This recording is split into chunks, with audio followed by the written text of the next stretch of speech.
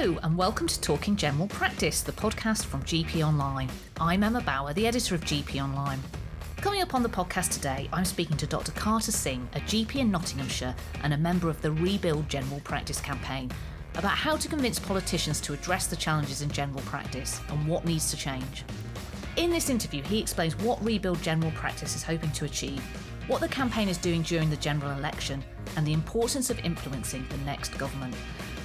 Carter also explains what he thinks are the key issues the new government needs to address in general practice, the importance of investing in more GPs, and his views on the BMA ballot on collective action that launched this week.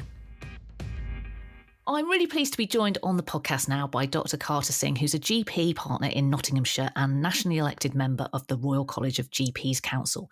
He's also involved with the Rebuild General Practice campaign, which is what he's here to talk about today. Thank you so much for coming on the podcast, Carter. Thanks for having me, Emma. Thank you. So I mentioned there you're involved with the Rebuild General Practice campaign. Can you explain a little bit about the campaign and what it is you're trying to do? We're a group of GPs who are calling for proper long-term planning to rebuild general practice. So it does exactly what it says on the tin, really. So we're asking the government and patients and our colleagues across the NHS to join us in trying to build a long-term patient-centred vision for our profession, which revolves around three main asks, really. The first one is a plan to retain the GP workforce, fairer funding, and a greater degree of freedom and autonomy to do our jobs. So why was it you decided to get involved in the campaign? Because obviously you've been involved with local medical committees and local politics. Why did you decide to get involved with this campaign? I think because this campaign is all about uniting the profession and defending our patients to ensure that the GP's voices and perspectives can be heard and taken into consideration and account by the decision makers. And I first heard about this campaign when I was the chairman of the Nottinghamshire LMC, and they were campaigning via the LMC locally and also at national conferences. And I felt it was important for me to be a part of this kind of grassroots movement to play my part into trying to save general practice, because ultimately we all chose to enter this profession to become family doctors, to provide holistic, trusted and high-level care for our patients, to make a real connection. And when we feel that this connection's being threatened or hindered in some way, we kind of lose the daily value that we can offer to our patients. And we wanted to kind of pave the way forwards for our future doctors to be inspired to go into the profession and be retained by that profession and give them the guarantee that we can help them to help the patients through their medical problems, but also their lives in general. As we go on through this conversation, a lot of the things we'll be talking about maybe a little bit specific to England, because we'll be talking about things that are going here. But it's probably important to stress that the Rebuild General Practice campaign is very much focused on the issues that are affecting GPs in Wales, Scotland as well, isn't it? It is, yeah. And we've seen many GPs who are going through training in the UK, England, Wales, Scotland, and they're leaving to work abroad over better pay, burnout, and really unmanageable, in some cases impossible workloads. So it affects us all equally throughout the UK, not just England. We're in the midst of a general election, and Rebuild General Practice the other week wrote a letter to national and party leaders about the issues in general practice. So I was wondering if you could explain a bit, what were you talking to them about? What did you want them to be aware of about what's going on in general practice? So in essence, the contents of the letter is urging leaders to respond to the campaign's call to make general practice a political priority. And the three core asks that I mentioned earlier on about retention, fairer funding and greater autonomy are highlighted in the letter to show the areas that require their immediate focus. And this letter was signed off by the majority. That's over 80% of the LMCs across England, Scotland and Wales. And that's historic. It's a show of unity from the profession and something that should be taken extremely seriously by the leaders. And with the general election coming up now, only being weeks away, it's really vital that we get the letter in front of as many politicians as possible so that we can ensure that general practice is at the forefront of everyone's minds ahead of the election and going through into the next government, so that these asks and these core principles can be acted upon. Do you think politicians and would-be politicians, all the other people who are standing for election at the minute, do you think most of them really understand some of the problems that are facing general practice?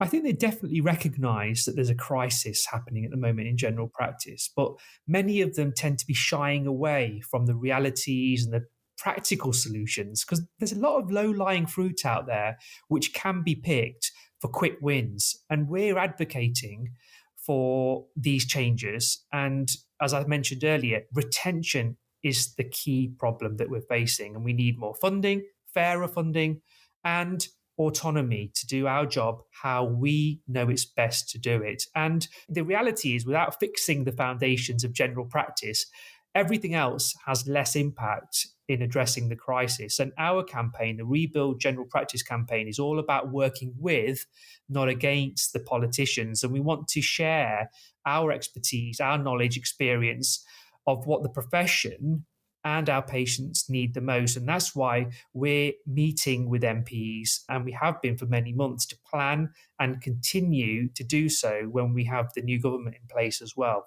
There are a lot of challenges facing general practice. I mean, you talked about retention there as being a key priority. You also mentioned that there's some low-lying fruit that people could address quite quickly to get some quick wins. But what would you like to see someone act on quite quickly after coming to power when the next government's formed, for example? Well, in my mind, and this is a reflection of what many of my colleagues have been discussing in recent months and over the last year, is that there's a massive shortage of GPs. There's a workforce crisis, yet there are GPs at the moment that are unemployed. And that's a ludicrously perverse paradox. And it's arisen because the profession has been neglected and undermined for far too long. And both GPs and patients are now having to bear the burden of the consequences. Now, I started training back in 2007, and the job is just unrecognizable to when I first started. There's an impossible workload, responsibility, risk, and it's just unmanageable. And as a result, GP retention is at an all-time low. So these are the main problems which are leading to this massive workforce crisis. We talk about this recruitment problem where there's GPs who can't get work or can't get enough work if they're locum GPs because basically practices can't afford to hire them. This year's contract uplift of 1.9% is a pretty major concern. That's in England, obviously, left many practices facing some really difficult financial challenges.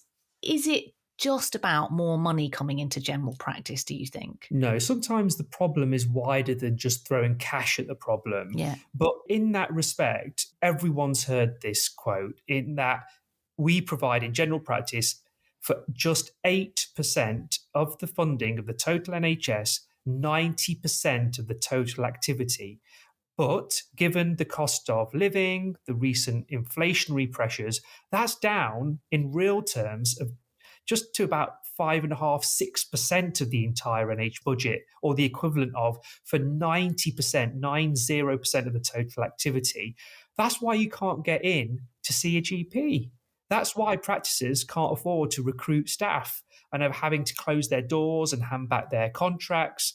And the saddest thing that I've seen is that more often than not, the finger of blame is being wrongly pointed at frontline GPs, the very people who are trying to solve the problems, not of their own making, by almost working themselves into the ground at the expense of their own physical and mental well-being. It's dangerous for GPs and patients when GPs start to exceed their safe working limits in an attempt to work themselves out of the problem of this never-ending work sump. And there's examples that I'm aware of locally in Nottinghamshire where practices have been, for example, overpaid by the health authority. And due to the chaotic way in which the payments are sometimes listed in a non-itemized way in the statement, it's not always possible to track or account for each of these payments, and it's gone unnoticed by the practice. And only for some years later, when the health authority realizes, they come knocking for the monies, which can equate to tens or even hundreds of thousands of pounds, which the practices simply can't afford to repay. And so what's happened is that they've had no choice other than to hand back their contracts leaving thousands of patients without GP practices and having to register with the neighbouring practices who, again, simply don't have the additional capacity to expand their list sizes. So it's this kind of bureaucratic incompetency that can be the final nail in the coffin for practices and the profession. The BMA warned last week that most practices are struggling to keep their doors open at the minute because of the concerns about funding. Is that something that you feel is quite reflective of practices in your area? I think it is. We're all feeling the pressure. All of the factors that I've listed so far all contribute in some way to those pressures that you mentioned. And the cash flow of practices isn't healthy to the level where they've got a massive buffer or a safety net. And so there is a very fine line or a very fine balancing act between having the doors open today and having them closed tomorrow. As I mentioned, I went into the profession nearly 2 decades ago, and it was unheard of for a practice to close its doors, disband its list, or hand back its contract. And now we're seeing several practices per week in that sad and tragic situation. As someone who's been involved with your LMC and also someone who's involved with the college, what do you hear from registrars? This whole issue about the lack of jobs available for GPs, this is really concerning at this point we are in the year when we know that there's a lot of registrars due to qualify in the next few months and become GPs if there's no jobs for them to go to. What do you hear from those doctors who are about to start their careers of GPs? What are they sort of saying to you? Again, it's a paradox again. We're training, but we're not retaining. And so what's happening is, due to the massive workload pressures, which are placed on the shoulders of a very dwindling workforce, the GPs are very pressured and challenged on a daily basis. And that's also reflected in what the registrars are feeling, because ultimately their training is to equip them for their future life in the big wide world of general practice. And they're voting with their feet. If they're emerging from training and VTS schemes without the prospect of a fairly remunerated job, what are they going to do and what are they doing? They are simply emigrating to Canada, to Australia, and the Middle East, to where they can get fairer working conditions and pay that they deserve for having gone through one of the most taxing, long courses that exist in the world. And so that is the current sad situation that we're seeing that the registrars are facing, both during training with the workload pressures, but also facing after training when they emerge and go into the big wide world of general practice. There's a general attitude out there that new GPs, younger GPs, they don't want to be partners. So we've got to think of some other way of doing things. But I was talking to someone and we were just talking about the fact that maybe they just don't want to be partners now with the circumstances as it was. And if the partnership model was like taken care of a bit more and politicians, policymakers recognise the value of it, it would be potentially a job that younger GPs would be interested in doing. I mean, I was wondering what you think about that. So the partnership model or the independent contractor model of general practice is what has made the system work to date. And because it's got this interwoven goodwill built into the system. Now, there are flip sides to the partnership model, which is that you're not just doctoring every day, you are in charge of your workforce. There's HR responsibilities, there's financial pressures, and it's a task and finish role. In other words, you don't go home until that waiting room is empty. You don't go home until that list is cleared. You don't go home until that pathology box or the blood result box or the report box is empty. And it's not a clock on, clock off mentality in the partnership world. And so there is a lifestyle choice and a balance to be struck between work and lifestyle. And increasingly, we're seeing that trainees who are emerging from their training schemes want more of a portfolio career or flexibility. And so they do explore other options, including locum work, sessional work, salaried jobs, out of hours work. But as I've mentioned earlier, all of these are being threatened by the lack of funding into the system, because partnerships and practices are finding it very difficult to employ staff. So, for example, if there is over £1 billion which is earmarked for investment into general practice, a lot of that money you cannot use to employ GPs and practice nurses with. It has to be used for other reasons. ARRS staff, for example, is one of those elements where we could invest that money. So, is there the cash in the system? And if the answer is yes, what are the constraints to how that money can be used? And that has a knock on effect into the workforce planning of that specific practice, whether it decides to choose the locums or salarieds or employ partners. There's these big constraints which are applied by the powers that be.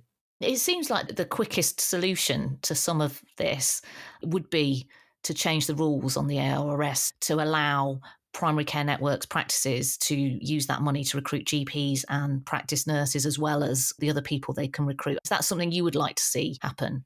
Yeah, I mean, if we're talking about the flexibility and the autonomy for GP practices to use the funding they're given and the autonomy to be able to use it in the areas they see fit, because no one knows their patient cohort better than the GPs who are caring for them. We know on our fingertips and to hand how we could utilize the taxpayer's pound in the best possible way to give the biggest bang for the buck for the money that we're provided.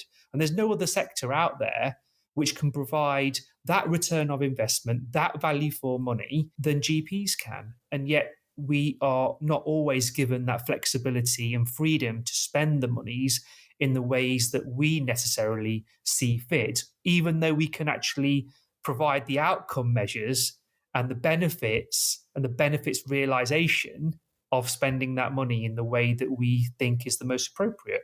We've talked a bit about funding, but the current government has said that we might get to see a bigger increase to the GP contract funding in England for this year based on the recommendations from the Doctors and Dentists Review Body, which are due to report who knows when, sometime around now.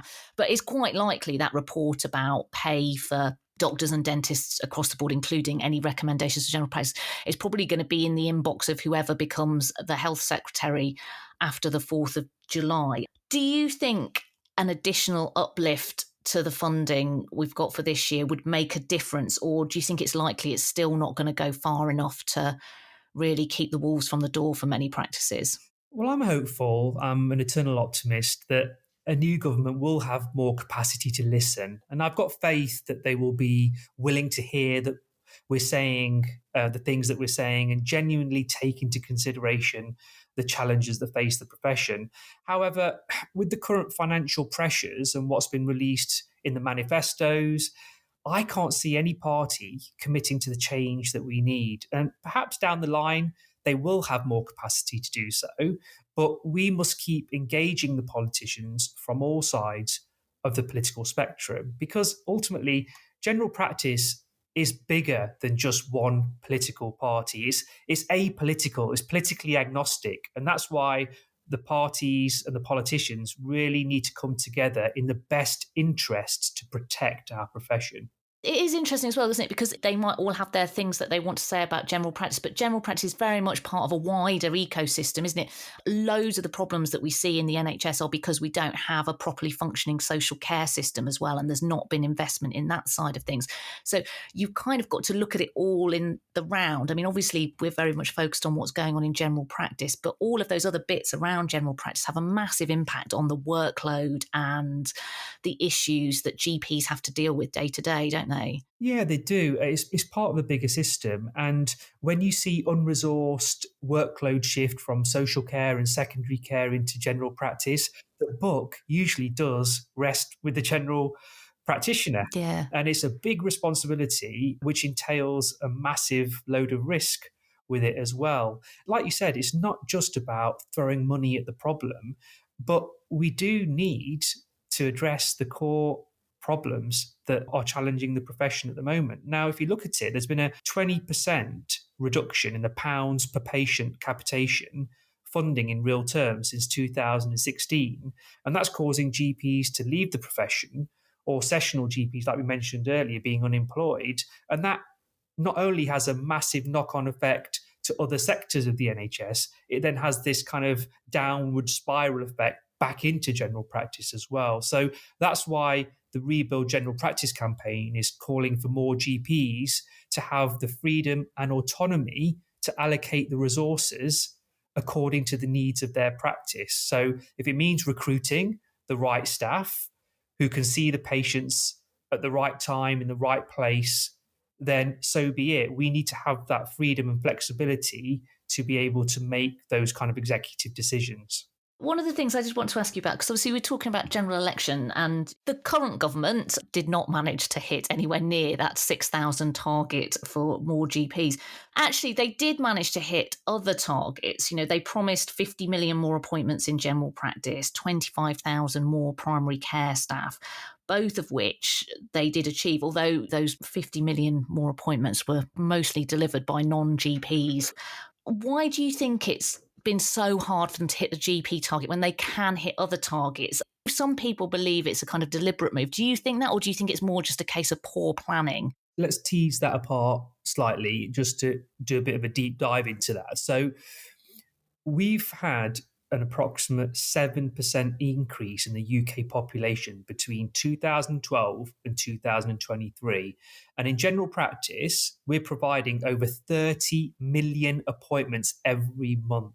That's staggering. That's the equivalent of seeing half the population every month. So that's less GPs seeing more patients with more complex problems in a shorter amount of time. So it comes as no surprise that the patient satisfaction is at an all-time low and GPs are burning out, not entering the profession to start with, resigning, retiring early, or, God forbid, dying by suicide. These are tragic consequences of the situation that we're in at the moment. You also mentioned about whether these appointments are being seen by GPs or the wider general practice staff. And in many ways, trying to confuse the average member of the general public with semantics and subtleties like the difference between primary care staff and GPs can sometimes serve as a smokescreen for politicians to conceal the fact that we are at a net loss of over 2,000 GPs since 2015. And playing party politics with these kind of numbers and statistics is irresponsible party politics, I think.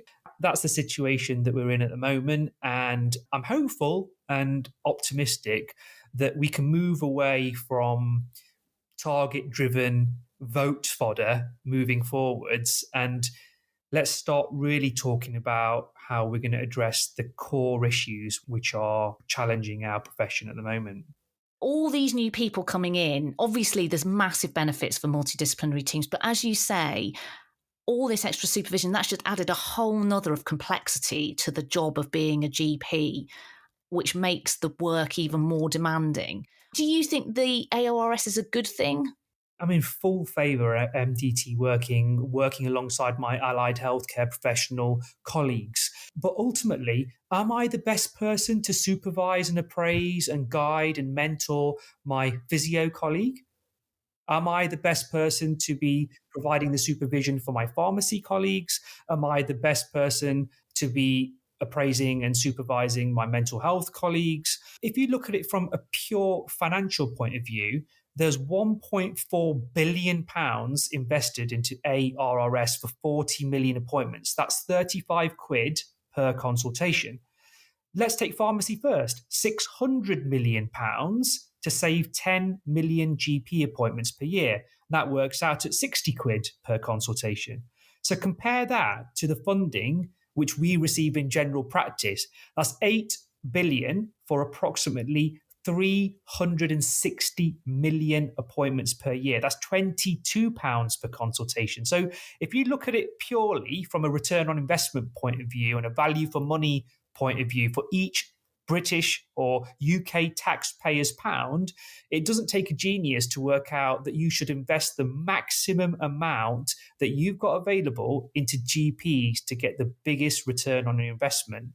And there's no sector that I can think of which delivers more value for money or contributes to the national GDP as much as GPs do. But I'm aware that there's this pitting of GPs against our ARS colleagues and MDT colleagues by the media and by politicians. And I think it's sad in a way that we're being kind of divided and conquered. I think we all need to work together, but I don't think that ARRS numbers or targets should be used as a smokescreen to ignore the elephant in the room, that we are severely under-doctored in terms of the amount of GPs we've got in the system to perform the work that needs to be done. The BMA ballot on collective action, that opens this month. What's your view on that? Do you think collective action by general practice is a good thing that could help persuade the next government to take steps to address the problems? Well, I think industrial action or collective action is always an action of last resort, and it's never taken lightly. Although it's a crude and non-specific form of negotiation, it's often used when all other reasonable methods of negotiation have sadly failed. And there are some, especially in the media and in the wider political narrative, who quote patient harm as an ethical and moral reason for not taking collective action. But we have to weigh that up against the quantum of patient harm which occurs due to the systemic and systematic failures, including the lack of investment. And we're already dealing in general practice with unsustainable workloads, and ultimately the patients deserve the best treatment. And there's this language which is being used at the moment to almost weaponize industrial action or collective action, but I would say that it's a protective action, because let's look at the harm. If we don't engage in these strategies due to the mass exodus of GPs leaving the profession, the harm caused by low levels of recruitment into the profession, the harm that's occurring due to the shift of unresourced workload, the harm that happens as a result of GPs being taken away from frontline patient-facing contact and tying them up in reams of red tape, the harm that's occurring due to the 2,000 odd less GPs since 2015, the harm that's happening due to stress, the burnout, the depression, harming patients. So I would urge those who speak of harm as a result of collective action to heed caution before they play the kind of harm card to try and demonize and vilify GPs, to create this anti-GP rhetoric and engineer any further divisions between GPs and patients. We're not really clear what kind of collective action GPs partners will be asked to take after the result of the ballot is known. But what sorts of things do you think could be persuasive and helping politicians get the message about the fact they need to take better care of general practice? So I think we need to be emphasising the effect it's having on patients, because that's ultimately what we're all in this game for. It's for serving our patients and providing them with high quality and safe standards. And we already know that patients are frustrated due to capacity constraints, not being able to book appointments. And without action from the government, these problems will only grow bigger. So with that, we have to take into consideration the unbearable workload conditions and how this big problem is ultimately going to have a knock-on effect for the new government, and it's only going to frustrate their efforts to put back the pieces of our broken NHS. So we need to get this message across without alienating ourselves, without having these divisions engineered between GPs, patients, and the government. And we need to have this whole NHS approach to try and rebuild general practice within the wider context of the NHS. Do you think that the ballot will be backed? Do you think that GPs in England will go, yeah, we've got to do something now? Yeah, there was a landslide rejection of the imposed contract changes, where 99.2% of GPs that voted did not accept the contract in the BMA referendum. And I think this kind of sentiment will be and is being reflected by the local colleagues that I work with in any future action that's balloted on. And I've never seen an outcry of such magnitude from our profession, and it clearly evidences the pain that GPs are experiencing every day. It's going to be really important that GPs take their patients with them. So if there is some form of collective action, that patients understand what's going on and why it's happening. How do you think general practice can do that? How can we get patients on side? Look, I think that GPs and patients are the best allies, but the relentless media narrative that denigrates GPs by dividing and conquering, which is again manifested in the low GP satisfaction ratings and the increase in the abuse, verbal and physical, that we're receiving on the front line and the complaints made against GPs. GPs are doctors, but we're still human. And we and our families are patients too. And we understand the frustrations and sometimes the anger that our patients feel. So we need to take the patients with us by making them aware of the reasons they can't get through on the phones or get the appointments for weeks on end, or why they can't have the continuity of care they desire. And we can only do this by raising public awareness and fully engaging our patients and populations to get the optimal buy-in from them. And I strongly believe that campaigns such as the Rebuild General Practice campaign and working collaboratively with our partners such as BMA, the GPC, local LMCs, the RCGP, by making this concerted effort together, that's the only way that we're going to take our patients with us. The election happens at the start of July, and if all the polls are to be believed, we're looking probably at new people being in charge. So what's the plan for Rebuild General Practice after the election if we're in that scenario? What are you going to do going forward if we've got new people in the Department of Health and new people in Number 10?